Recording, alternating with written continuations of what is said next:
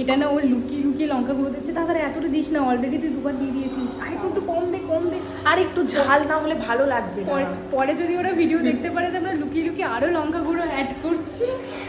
কিচ্ছু হবে না, একটু ঝাল না হলে ভালো লাগে। একটু ঝাল রুটির সাথে ভালো লাগে। তো আবার রুমালি রুটি, এমনি রুটি নয়।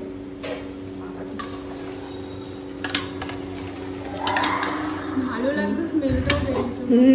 স্মেলটাও সবসময় স্নেহার মা রান্না করে, কাকিমা রান্না করে, এটা কিন্তু স্নেহা video অন্যরকম করে। স্মেল, এটা কিন্তু অন্যরকম স্মেল। আর আর দেখবি স্নেহার মানে এ করছে আমি আর এটা দেখবি টেস্টটা অন্যরকম লাগবে, দেখবি বন্ধু বান্ধবের ভিতরে থাকলে না অন্যরকমই টেস্ট লাগে। সত্যি দিয়ে এসে বলবে যে হচ্ছে কিন্তু হেভি লাগছে, স্মেলটাও মনে হচ্ছে বিরিয়ানিতে যাবে এটা। হাঁড়িটা না অ্যাকচুয়ালি ভালো লাগছে।